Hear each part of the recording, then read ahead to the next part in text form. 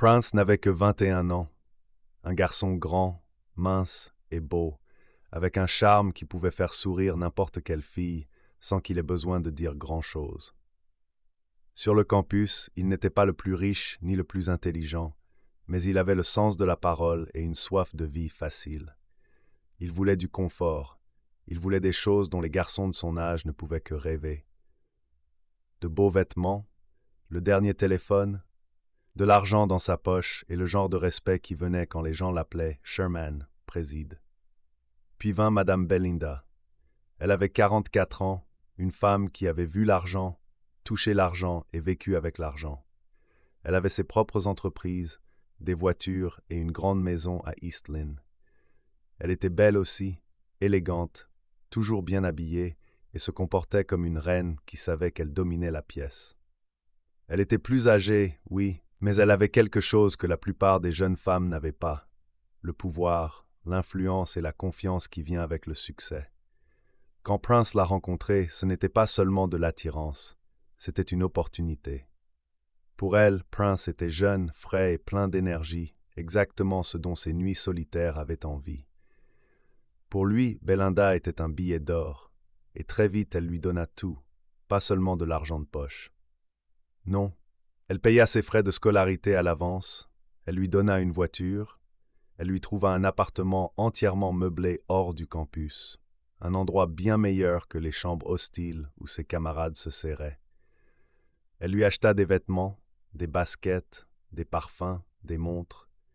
Elle lui offrit un style de vie qu'il n'aurait jamais cru possible à 21 ans. Ce n'était pas seulement de l'amour qu'elle offrait, c'était un investissement.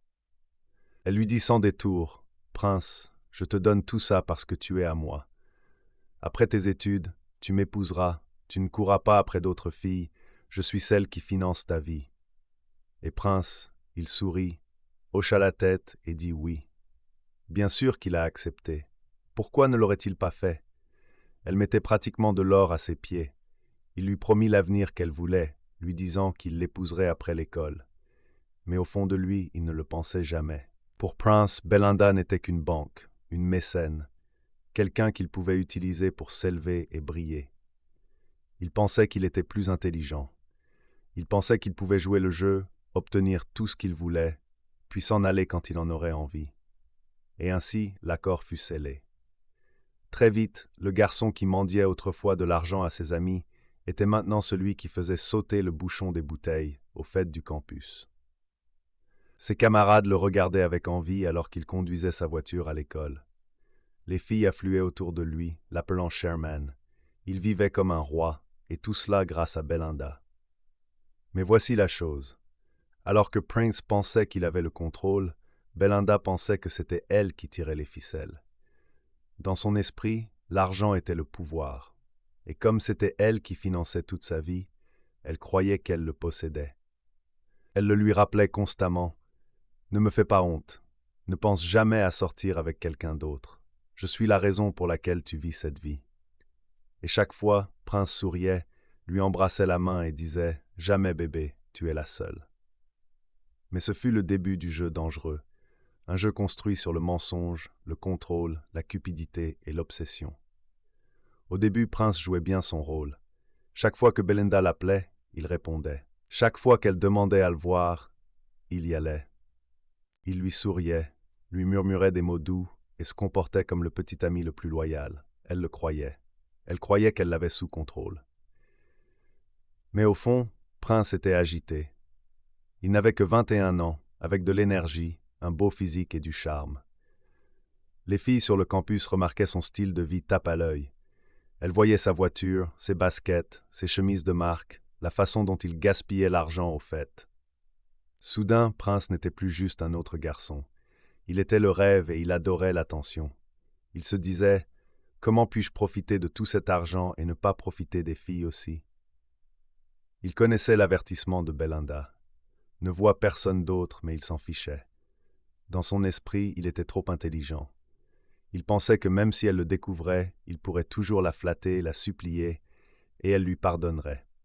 Après tout, n'avait-elle pas déjà trop investi en lui pour le laisser partir? Alors Prince a commencé à vivre une double vie. Le jour, Il était le garçon obéissant de sa sugar mummy, toujours à dire oui, toujours à sourire, toujours à faire semblant d'être fidèle. La nuit, il était le roi des filles du campus, se glissant dans les foyers, emmenant des filles en ville, les gâtant avec de l'argent qui n'était même pas le sien. Il le cachait bien, il était prudent. Il ne postait jamais de photos avec les filles. Il ne laissait jamais Belinda voir quoi que ce soit de suspect sur son téléphone quand il était avec elle. À ses amis, il riait et se vantait. Je profite des deux côtés. J'ai de l'argent et du sexe de ma sugar mummy, et j'ai aussi des filles du campus. Cela a duré des mois. Il pensait qu'il avait maîtrisé le jeu, mais le problème avec les secrets, c'est qu'ils ne restent jamais cachés pour toujours. Une fille qu'il voyait, une beauté à la peau claire de deuxième année, n'a pas pu résister à l'envie de l'afficher. Pour elle, Prince n'était pas juste un autre gars. C'était le Charmant qui conduisait une voiture, le gars que tout le monde enviait. Elle voulait que le monde sache qu'il était à elle. Alors, un soir, elle a posté une photo de deux ensemble sur Instagram. Prince ne l'a pas remarqué tout de suite, mais Belinda, si. En faisant défiler son téléphone tard le soir, elle est tombée sur la publication. Ses yeux se sont plissés. Il était là, le garçon qu'elle avait nourri, habillé, parrainé et avec qui elle avait prévu un avenir, souriant avec une autre fille. Sa poitrine s'est serrée. Elle n'a pas pleuré, elle n'a pas crié. Elle a juste regardé l'écran. Son visage était calme, mais son esprit s'emballait. Et dans ce moment de calme, quelque chose a changé en elle. Elle ne l'a pas confronté immédiatement. Elle n'a pas envoyé de message de colère. Non. Au lieu de cela, elle a souri pour elle-même et a murmuré « C'est donc comme ça que tu veux jouer avec moi ? D'accord. » À partir de cette nuit-là, Belinda a commencé à planifier. Le cœur de Belinda brûlait de colère, mais son visage ne le montrait jamais. Elle n'a pas appelé Prince pour se disputer. Elle n'a même pas posé de questions sur la fille. Au lieu de cela, elle a agi normalement. Elle a continué à lui envoyer de l'argent, à prendre de ses nouvelles, à sourire comme si rien n'avait changé. Prince s'est détendu, Belinda. Il pensait que tout allait bien. Il ne savait pas que la tempête se préparait. Un vendredi soir, Belinda l'appela. Sa voix était chaleureuse, douce, encore plus tendre que d'habitude. « Chérie, viens demain. J'ai de l'argent pour toi. Tu as dit que tu avais besoin d'argent pour tes examens, n'est-ce pas? Je te le donnerai. » Les yeux de Prince s'illuminèrent. L'argent était toujours une bonne raison de se montrer. Sans hésiter, il accepta. « Oui, chérie, je viendrai. Tu sais que tu es la seule pour moi. » Le lendemain après-midi, il se rendit à son manoir. L'enceinte était silencieuse, l'air lourd. Belinda l'accueillit avec son charme habituel, souriant comme si de rien n'était. Elle lui servit sa boisson préférée, versée avec soin dans un verre glacé. Prince but sans y penser une seconde. Quelques minutes plus tard, sa vue se brouilla. Sa tête devint lourde. Son corps se sentit faible, comme si le sol l'attirait vers le bas. Confus, il essaya de parler, mais sa langue était lourde. Sa dernière image avant de s'évanouir fut le visage calme de Belinda, le regardant sans panique, sans peur, avec seulement un contrôle froid. Quand Prince ouvrit à nouveau les yeux, tout était différent. Il était allongé sur un petit lit dans une pièce faiblement éclairée qu'il n'avait jamais vue auparavant. Ses mains étaient attachées, ses jambes aussi. Les murs étaient nus, les fenêtres scellées. Ce n'était pas juste une chambre, c'était une prison. La panique monta dans sa poitrine. Il tira sur les cordes, mais elles étaient trop serrées. Il cria, sa voix résonnant sur les murs. Pas de réponse. Puis la porte s'entr'ouvrit. Belinda entra lentement, vêtue d'une robe de soie, son visage calme, mais ses yeux vifs. Elle se tenait dans l'embrasure de la porte, le regardant se débattre. « Prince !» dit-elle doucement, presque comme si elle le réconfortait. « Après tout ce que j'ai fait pour toi, tu penses que je te laisserai m'utiliser ? Mon argent, mon corps, mon amour, et partir comme ça ? Jamais !» Il se figea, le souffle court. « Belinda, s'il te plaît, ce n'est pas ce que tu penses. »« Tais-toi !» claqua-t-elle, sa voix soudainement dure, son élégance devenue de l'acier froid. « Tu me prends pour une idiote ? Je me suis construite à partir de rien. J'ai gagné de l'argent en étant intelligente, en voyant clair dans le jeu des menteurs et des tricheurs. Mais avec toi, j'ai choisi d'être amoureuse. C'était ma seule erreur. » Elle s'approcha, ses talons claquant doucement sur le sol. Si je ne peux pas t'avoir, prince, personne ne t'aura. Tu es à moi maintenant, et tu resteras ici avec moi, où je peux te surveiller, où tu ne pourras plus me trahir. » Le cœur de Prince battait la chamade, il tirait sur les cordes, il supplia. Il pleura, mais Belinda ne cilla pas. Elle sourit seulement, un sourire lent et terrifiant, alors qu'elle murmurait « Avec le temps, tu comprendras. C'est ce qu'il y a de mieux pour notre amour. » Et sur ces mots, elle ferma la porte à clef, le laissant piégé dans le noir. Les jours se transformèrent en nuits et les nuits en jours. Prince avait perdu le compte du temps passé dans cette pièce. Les cordes s'enfonçaient dans ses poignets et ses chevilles, laissant des marques sur sa peau. L'air était lourd, le silence assourdissant. Chaque bruit extérieur, des pas, le grincement du portail, un klaxon de voiture faisait bondir son cœur, espérant que c'était quelqu'un qui venait le sauver. Mais c'était toujours elle, Belinda. Elle entrait, magnifiquement habillée, sentant le parfum cher, portant un plateau de nourriture. Elle le posait, lui détachait les mains juste assez pour qu'il puisse manger, puis le rattachait une fois qu'il avait terminé. Parfois elle souriait, parfois elle le réprimandait, mais elle était toujours en contrôle. « Tu vois, prince, disait-elle en ajustant ses cordes, c'est bon pour nous. Dehors tu es tenté, dehors tu mens et tu triches, mais ici tu es à moi, seulement à moi. » Prince supplia. Sa voix se brisa, ses yeux gonflés par les larmes. « S'il te plaît, Belinda, je suis désolé, j'ai fait une erreur, je ne le referai jamais. S'il te plaît, laisse-moi partir, je te jure que je serai fidèle. » Mais elle ne fit que rire doucement, secouant la tête. « Tu penses que je vais à nouveau tomber pour tes belles paroles? Je ne suis pas idiote, Prince. Je t'ai tout donné, de l'argent, du confort, de l'amour. Tu penses que je vais te laisser tout gâcher? Non, si je ne peux pas t'avoir, personne ne t'aura. Le pire, ce n'était pas la nourriture ou les cordes, ou même les jours interminables de silence. Le pire, c'était quand Belinda le voulait. Parfois, elle entrait dans la pièce tard le soir en tenant un petit vaporisateur. Elle murmurait « Ne résiste pas, chérie », avant de le vaporiser sur son visage. Le produit chimique le rendait étourdi, faible, incapable de résister. Puis, alors qu'il somnolait, elle l'utilisait, prenant ce qu'elle voulait. Quand il se réveillait, son corps se sentait lourd, vidé, violé. Il pleurait silencieusement, son visage pressé contre l'oreiller, souhaitant pouvoir disparaître. 3 semaines passèrent. Sur le campus, son absence devint impossible à ignorer. Ses amis s'inquiétaient. Ils appelaient son téléphone encore et encore. Pas de réponse. Ils se rendirent à son appartement fermé à clé et vide. Bientôt des rumeurs se répandirent. « Où est Prince? L'avez-vous vu ?»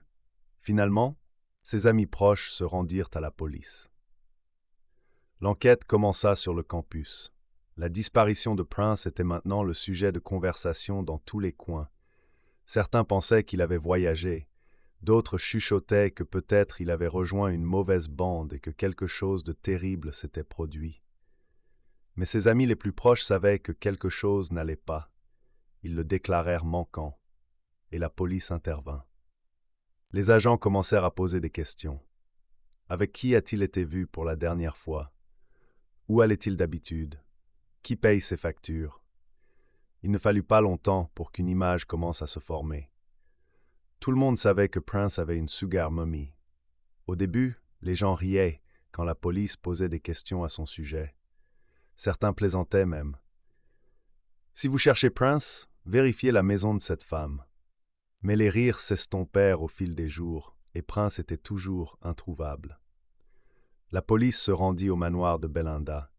Elle les accueillit gracieusement, son sourire calme ne la quittant jamais. Quand ils demandèrent si elle avait vu Prince, elle secoua la tête. « Ça fait des semaines. Je pensais qu'il était occupé par l'école. Vous savez comment sont ces jeunes garçons ?» dit-elle avec douceur, presque de manière convaincante. Les agents regardèrent autour d'eux, mais ne trouvèrent rien d'inhabituel. Sa maison était impeccable, son ton confiant. Ils partirent sans rien, mais l'enquête ne s'arrêta pas. Les semaines se transformèrent en mois, et le cas de Prince refusa de se tasser. Ses parents pleuraient sur les stations de radio, suppliant pour des informations. Des affiches avec son visage se répandirent dans toute la ville.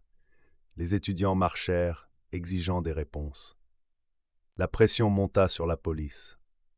Finalement, une percée se produisit. Des images de vidéosurveillance d'une caméra de voisin firent surface, granuleuses mais assez claires. Elles montraient Prince entrant dans l'enceinte de Belinda le jour même où il avait été vu pour la dernière fois, mais il n'y avait aucune image de lui en sortant. C'était suffisant pour que la police agisse. Cette fois, il ne vint pas avec des questions. Il vint avec un mandat. Belinda essaya de rester calme, mais ses mains tremblaient alors que les agents parcouraient chaque coin de son manoir. Ils ouvrirent les armoires, poussèrent les meubles de côté, fouillèrent son garage, sa cuisine et même son jardin. Les heures passèrent, toujours rien. Certains agents commencèrent à douter. Peu être était-il parti par une autre porte. Peu être était-elle vraiment innocente. Mais un officier méfiant continuait de tapoter le long des murs.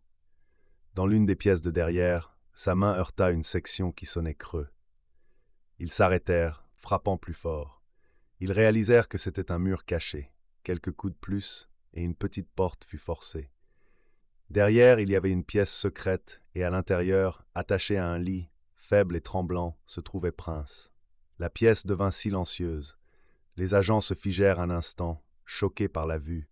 Les yeux de Prince se remplirent de larmes alors qu'il murmurait, sa voix à peine audible. « Aidez-moi » Belinda se tenait dans l'embrasure de la porte, son masque de calme se fissurant enfin, son visage pâle alors que les agents l'attrapaient. Ce fut la fin de son contrôle. Le jour où Prince fut secouru, la nouvelle se répandit comme une traînée de poudre. Des vidéos prises sur les téléphones des agents fuirent en ligne. Les gens le virent, maigre, faible, le visage pâle, les yeux creux. Le Sherman, autrefois tape, à l'œil du campus ressemblant maintenant à une ombre de lui-même. Belinda, l'élégante femme riche qui avait autrefois inspiré le respect, était maintenant traînée à travers sa propre propriété. Les voisins chuchotaient, les caméras clignotaient, les journalistes criaient des questions. « Madame, pourquoi avez-vous fait ça? Est-il vrai que vous l'avez gardé ici pendant des mois ?» Elle ne dit rien. Sa tête était baissée, sa robe traînant sur le sol. En soirée, son nom était partout. À la télévision, à la radio, sur les blogs, sur les réseaux sociaux. Femme d'affaires arrêtée pour avoir séquestré son petit ami étudiant. Certaines personnes la maudissaient, d'autres se moquaient de Prince. Des mèmes circulaient en ligne, c'était un scandale trop grand pour être ignoré. Au tribunal, Belinda fut accusée d'enlèvement, de séquestration illégale et d'agression sexuelle.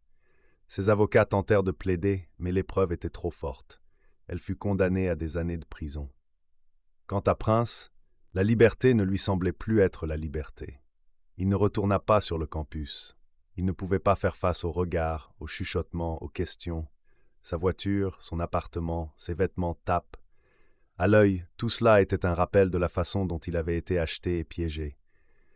Ses amis remarquèrent qu'il avait changé. Il ne riait plus comme avant. Il ne courait plus après les femmes. En fait, il les évitait complètement. La nuit, il se réveillait en sueur, entendant la voix de Belinda dans sa tête. Il vérifiait ses portes 2 fois, 3 fois, de peur d'être à nouveau enfermé. Il portait le traumatisme partout où il allait. Le garçon qui vivait autrefois comme un roi vivait maintenant dans la peur. Son corps était libre, mais son esprit était toujours enchaîné dans cette pièce. Leçon. L'amour construit sur l'argent et le contrôle n'est pas de l'amour, c'est de la servitude. L'avidité de Prince l'a aveuglé. L'obsession de Belinda l'a détruite, et à la fin, ils ont tous les deux tout perdu.